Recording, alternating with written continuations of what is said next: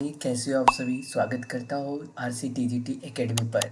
दोस्तों इसमें हम लोग BPSC 46वीं पेपर जो कि प्रीवियस ईयर 2003 और 4 को हुआ था, ठीक है। तो इसमें हम सामान्य ज्ञान जनरल नॉलेज का जो भी सवाल रहेगा और सामान्य विज्ञान का वो यहाँ पे देखेंगे, ठीक है। वीडियो जो है 20 से 25 मिनट का ही रहेगा। इसमें जो डिटेल व्याख्या दिया गया है वो आपको PDF के द्वारा मिल जाएगा और टेलीग्राम चैनल का लिंक जो है इस डिस्क्रिप्शन बॉक्स में है, तो वहाँ से आप पढ़ लीजिएगा, ठीक है। यहाँ पे सवाल क्या क्या है, कौन से सवाल है वो देख लेते हैं ज़रा सा। तो चलिए पहला सवाल क्या कह रहा है दोस्त, एक सेकेंड पहले जूम कर ले। कह रहा है किसने कहा था स्वराज मेरा जन्म सिद्ध अधिकार है और मैं इसे लेकर रहूंगा। तो कौन कहे थे, बाल गंगाधर तिलक। दिसंबर 1916 में अंबिका चरण मजूमदार जब अध्यक्ष बने लखनऊ के, तो राष्ट्रीय कांग्रेस के अधिवेशन हुआ था 1916 में, ठीक है। और वहाँ पे ही बाल गंगाधर तिलक जी ने कहा था कि स्वराज हमारा जन्म सिद्ध अधिकार है, यह नारा दिया था कब, लखनऊ समझौते के, ठीक है। और उसमें कौन थे, अंबिका चरण मजूमदार अध्यक्ष थे, ठीक है। इसमें जो है अदर जो है फैक्ट आप लोग ध्यान दीजिएगा, क्यों अगला सवाल उससे बन सकता है। किस घटना के कारण गांधी जी ने असहयोग आंदोलन वापस ले लिया था। तो चौरी चौरा कांड हुआ था। असहयोग आंदोलन कब हुआ था, तो 1922 को हुआ था, 4 फरवरी को। और ये जो बारदोली में महात्मा गांधी ने कांग्रेस के साथ बैठक के हिंसात्मक रूप कहाँ हुआ था, ये चौरा चौरी कांड कहाँ हुआ था, गोरखपुर में, जहाँ उन्होंने अंग्रेजों को जो है पुलिस स्टेशन में ही, हाँ मतलब कुछ बड़ा हादसा कर दिया था। बड़ा हादसा मतलब थाने में आग लगा दिया था, ठीक है। ठीक है, सर्वोदय शब्द का सर्वप्रथम किसने प्रयोग किया था, तो महात्मा गांधी। सर्वोदय आ जाए तो महात्मा गांधी, ठीक है। ये देखिए महात्मा गांधी जी द्वारा सर्वोदय को असहाय समाज के अंतिम व्यक्ति के उद्देश्य से किया था, ठीक है दोस्त। पूना समझौता, ये तो और ही अच्छा सवाल है।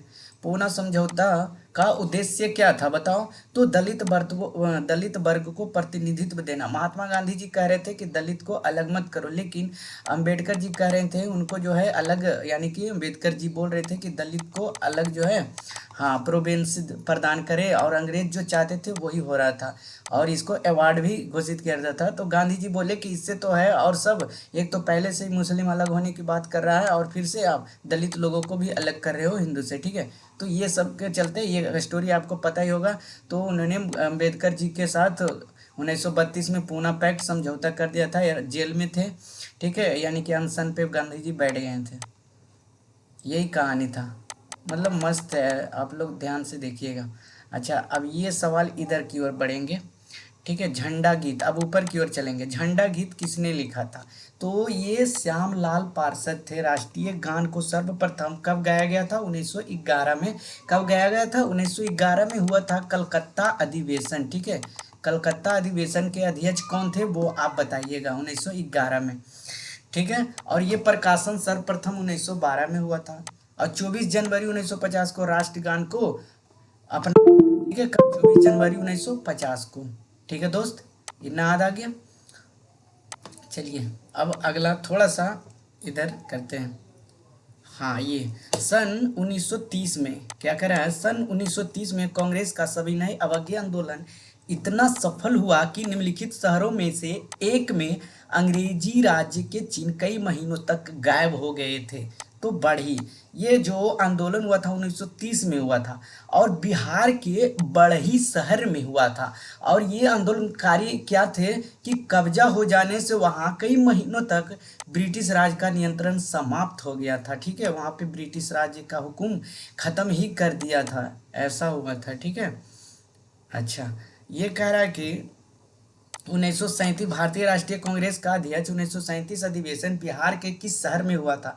तो देखिए दोस्तों ये 1937 में नहीं, 1922 में हुआ था गया में, 1920 में एक हुआ था मुजफ्फरपुर में, और एक और हुआ था, है ना, याद नहीं आ रहा है कब हुआ था। लेकिन ये जो महाराष्ट्र में हुआ था 1937 में, ठीक है, 50वां अधिवेशन, और अध्यक्षता कौन थे, पंडित जवाहरलाल नेहरू। ये तो याद रखिएगा, अगर इस तरह से सवाल आ जाए तो इसमें छोड़ के आइएगा, ठीक है। अगर आप गलत भी बता दोगे तो आंसर वहाँ से आपको ऑप्शन आंसर नंबर आपको प्राप्त हो जाएंगे, ठीक है। ये 24वां सवाल कह रहा है त्रावणकोर में कांग्रेस ने त्रावणकोर के राज्य के जिस दीवान को स्वेच्छा चारी सरकार के विरुद्ध सविनय अवज्ञा आंदोलन आरंभ किया था वह कौन थे? तो सीपी रामस्वामी अय्यर थे। कौन थे? सीपी रामस्वामी अय्यर जी। अच्छा अगला सवाल और है। अच्छा इधर तो अगला यहाँ पे एक सवाल था ना, यहाँ पे कहाँ गया? इधर, हाँ ये अंग्रेजों ने भारतीयों को 1947 में सत्ता हस्तांतरित, यानी कि कहा कि जाओ अब अंग्रेज ने कहा कि जाइए भारतीय लोग, आपको जो है 1947 में आपको सत्ता सौंप दिया जाएगा। उस समय कांग्रेस के अध्यक्ष कौन थे? तो जेबी कृपलानी थे। ठीक है, आंसर ये हो जाएगा। ऐसे पूछ सकते हैं। लंदन में द्वितीय गोलमेज सम्मेलन, 3 गोलमेज सम्मेलन हुआ था 1931, 1932, ये हुआ था मिड अगस्त में 1932, ये लास्ट दिसंबर में हुआ था। अब गांधी जी किस में गए थे बताओ तो? गांधी किस में गए थे बताओ तो? द्वितीय गोलमेज सम्मेलन में भाग लिए थे, जब उन्होंने गांधी इरविन पैक्ट समझौता किया था तब। लेकिन अंबेडकर जी, तीनों में अंबेडकर जी जो है भाग लिए थे। मतलब गोलमेज सम्मेलन में अंबेडकर जी, ऐसा हो सकता है। ठीक है, तो ये आंसर गांधी इरविन समझौता था। गांधी इरविन समझौता सभी को पता है क्यों किया गया था, जिसमें फांसी भी चढ़ गए थे वहाँ। सन 1932 में निम्नलिखित में से एक आदेश पारित करके अखिल भारतीय कांग्रेस समिति को गैर कानूनी करार दिया गया था। वह आदेश है, वह आदेश क्या था? एक अनलॉफुल एसोसिएशन ऑर्डिनेंस था। ठीक है, 4 जनवरी 1935 को एक आदेश पारित किया गया था। ठीक है, अखिल भारतीय कांग्रेस को एक गैर कानूनी, मतलब यह कहा कि यह एक गैर कानूनी संस्था है, तो अनलॉफुल एक्ट के तहत किया गया था। अच्छा 38 सवाल का है, स्वाधीनता आंदोलन के दौरान महात्मा गांधी की करीबी अंग्रेज मित्र कौन थे? तो रेवरंड चार्ली एंड्रयूज। ठीक है, ये आप याद रखिएगा, ये पूछा नहीं जाता है, लेकिन पूछ दिया जाए तो आप याद नहीं रहे तो छोड़ के आइएगा। ठीक है, प्रथम भारतीय जिन्होंने स्वाधीन भारत में गवर्नर जनरल का पदभार ग्रहण किया था तो सी राजगोपालाचार्य।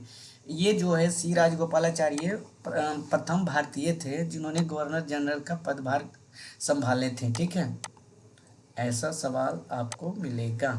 अच्छा ये सवाल तो बहुत ही खास मिलेगा। अमृतसर के जलियांवाला बाग भीड़ का दमन हुआ था कब? अंग्रेजों जनरल लॉर्ड डायर ने कब गोलियां चलाई थी? तो 13 अप्रैल 1919 को। किसके विरोध में वो लोग बैठे हुए थे, धरना दिए गए थे पंजाब के लोग? तो डॉक्टर सत्यपाल एवं सैफुद्दीन किचलू को गिरफ्तार किया गया था, उसके विरोध में तो है ना। तो जनरल डायर वहां से आया, गोलियां चलाने लग गया, नरसंहार कर दिया था। ठीक है, जनरल डायर। अच्छा उधम सिंह ने किनको मारा था? जनरल ओ डायर को मारा था, जनरल डायर को नहीं, जनरल ओ डायर। ठीक है, निम्नलिखित में से एक ने युद्ध के समय भारत की रक्षा के कानूनों को प्रावधान को, जिसे 1915 में पंजाब में गदर के विरुद्ध इस्तेमाल किया गया था, शांति के समय भी जारी रखना चाहते थे? तो लॉर्ड हार्डिंग।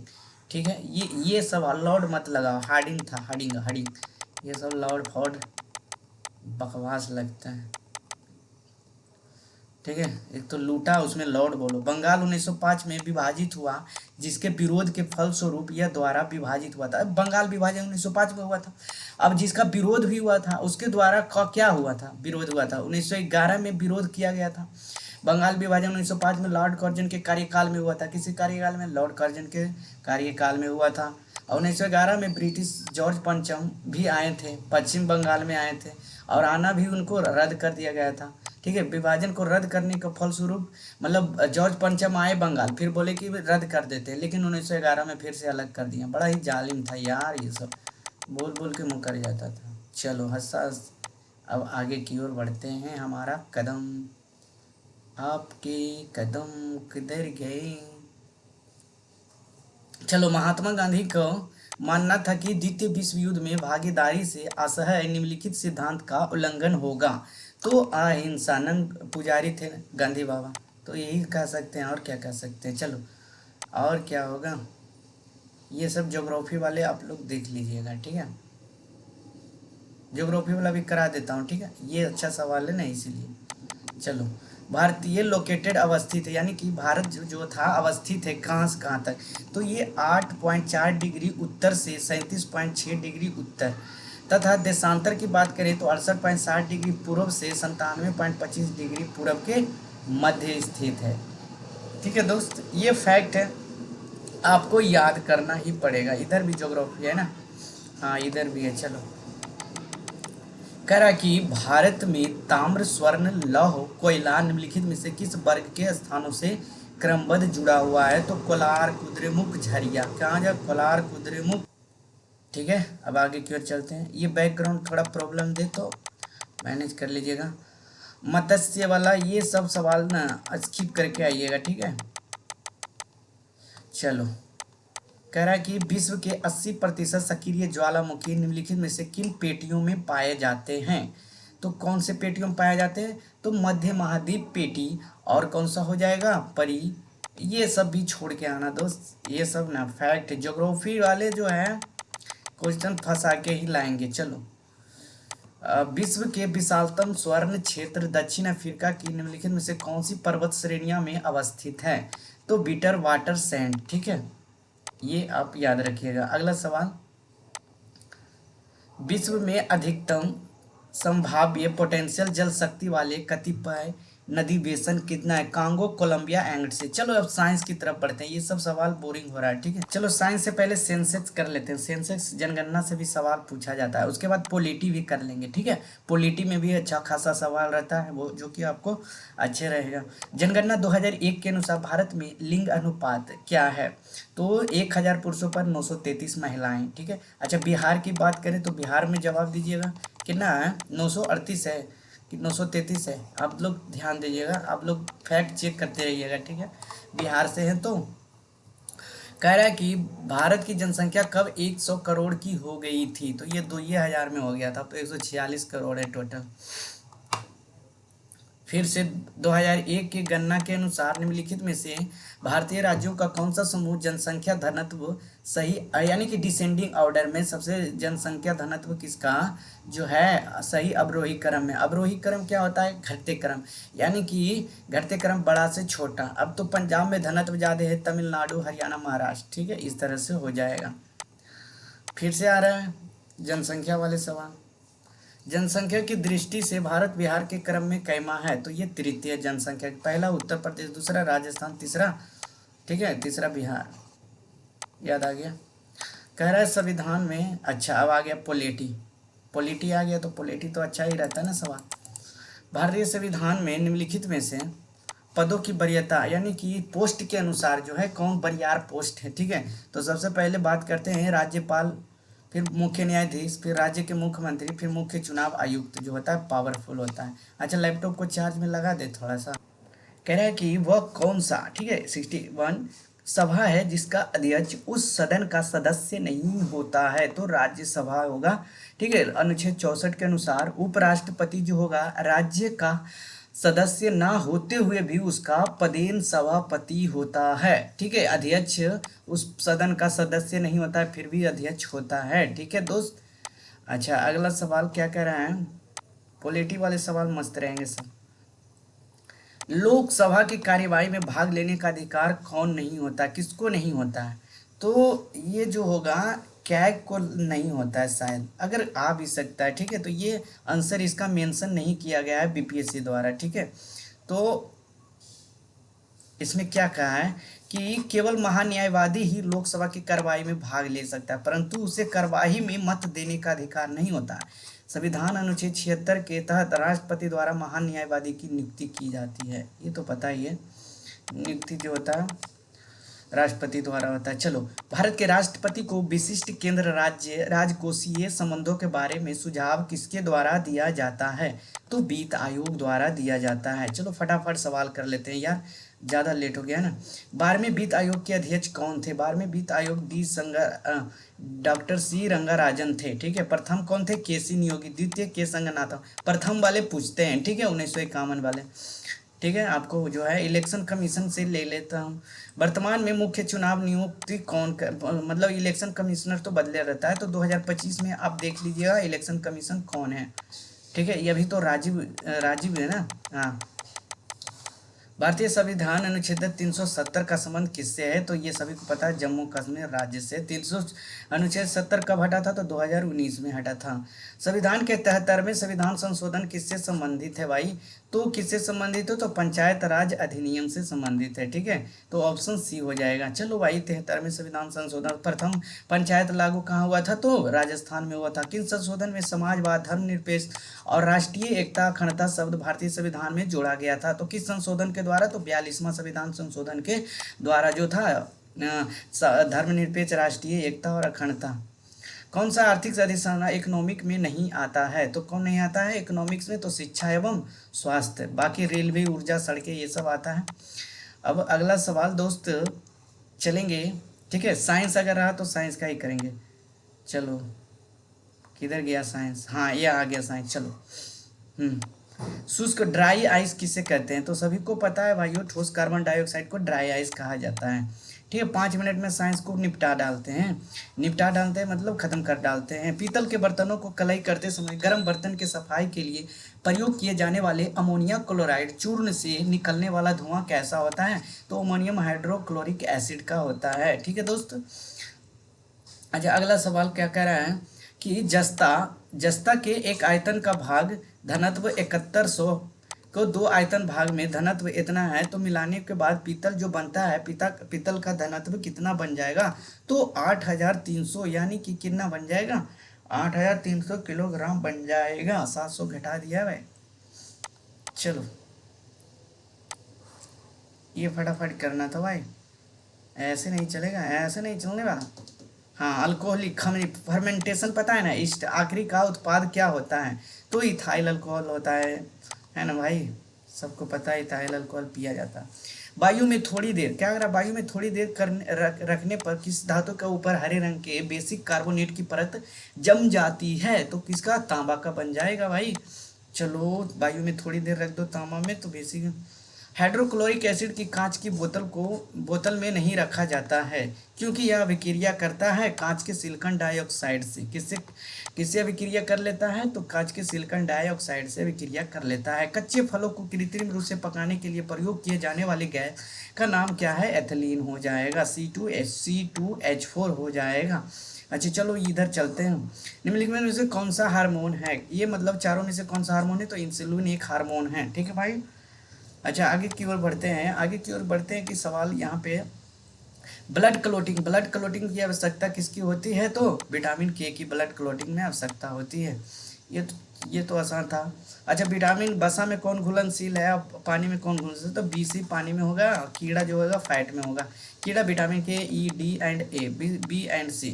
अच्छा, वायु में कौन सी नोबेल गैस नहीं होती है? तो कौन सा नहीं होता? रेडॉन नहीं होता है। वायु में हीलियम, नियोन, ऑर्गन, ये सब पाया जाता है, ठीक है दोस्तों। अगला सवाल क्या कह रहा है? जस्ता से एक बर्तन पर विद्युत लेपन की विधि को क्या कहते हैं? तो बर्तन को ऋण ध्रुव और शुद्ध जस्ता को पॉजिटिव ध्रुव कहा जाता है, यानी कि बर्तन में निगेटिव ध्रुव और शुद्ध जस्ता में पॉजिटिव यानी कि लगाया जाता है, ठीक है दोस्त। अच्छा, कोई बात नहीं। अगला सवाल, विस्फोटक नाइट्रो यानी कि विस्फोटक नाइट्रोग्लिसरीन एक है, क्या है? एक एस्टर है। क्या है? एक एस्टर है, याद रखिएगा। ये नाइट्रोजन एस्टर है जो रासायनिक यौगिक होता है, जो अम्लों, कार्बन एवं अकार्बनिक के उत्पन्न होते हैं। चलिए जो है टाइम जो है खत्म होने 2 मिनट में। अब हमको क्या करना है? हाँ, ये सब आगे करना है, ये सब अब जीके। अच्छा, साइंस तो खत्म हो गया लगभग, है ना। चलो, 1-2 सवाल रह गए।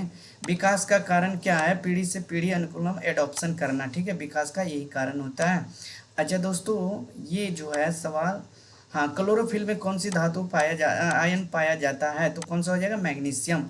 और आगे सवाल है, फिर से साइंस का है।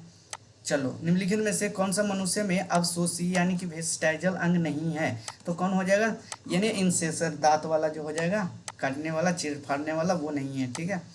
और भैया, शर्करों में सबसे मीठी कौन सा होता है? तो सुक्रोज होता है, सबसे मीठी होता है, ठीक है। मोनोसिक्राइड कौन होता है? तो ग्लूकोज होता है, ये सब याद रखिएगा, ठीक है दोस्त। स्वाद में मीठी सुक्रोज होता है। बिहार, अब बिहार वाले सवाल आ गए, 1-2 बिहार वाले सवाल निपटा ही देते हैं, ठीक है। बिहार महान धार्मिक केंद्र है, तो क्या हो जाएगा? जैनों के लिए, सिखों के लिए, बौद्धों के लिए, तीनों के लिए जो है बिहार जो है हाँ ठीक है, अगला सवाल, बिहार विधानसभा में वर्तमान में कितने सदस्य हैं? तो 243। विधानसभा में 243, लोकसभा में कितना हो जाएगा? तो 500 हो जाएगा, 543। 2001 के जनगणना के अनुसार बिहार की जनसंख्या कितनी है? तो 83 मिलियन हो जाएगा। बिहार वाले सवाल अब पूछे जाते हैं। वर्तमान में बिहार के राज्यपाल कौन है? तो अभी जो है वो देख लीजिएगा, ठीक है, 2 राज्यपाल हैं। बिहार के पेंटिंग विद्या स्कूल कौन सी है? पेंटिंग विद्या स्कूल कौन सी है? तो ये मधुबनी की हो जाएगी। आगे सवाल हो जाएगा, खत्म हो गया बिहार का सवाल। और भी है, और भी है, और भी है। चलो, बिहार, गांधी जी आ गए। बिहार, बिहार में महात्मा गांधी के पूर्व सापेक्ष राष्ट्रीय सक्रियता के अनुपस्थिति किसके अभाव में देखी जा सकती है? तो एकीकृत समुदाय। जब बिहार में एकीकृत समुदाय नहीं था तो गांधी जी नहीं थे, तो पहले नहीं था, लेकिन गांधी जी आए उसके बाद सब एकता में बदल गया।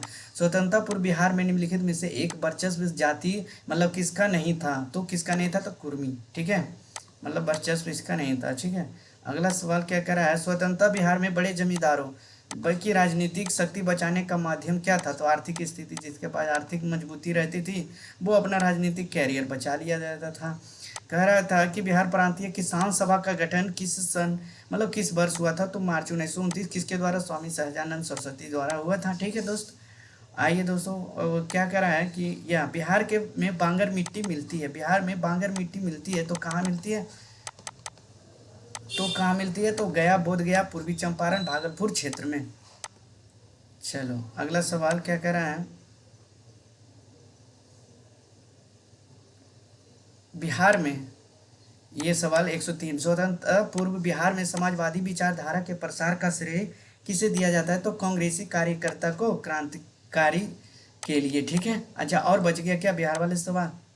बिहार वाले सवाल और बच गया। अच्छा, ये नदी वाले पूछ ही लेते हैं बार बार, ठीक है। तो बिहार में निम्नलिखित में से कौन से समूह की नदियां गंगा अथवा उसकी सहायक नदियों में उत्तर की ओर से आकार निकलती है? तो गंडक, कमला, बागमती।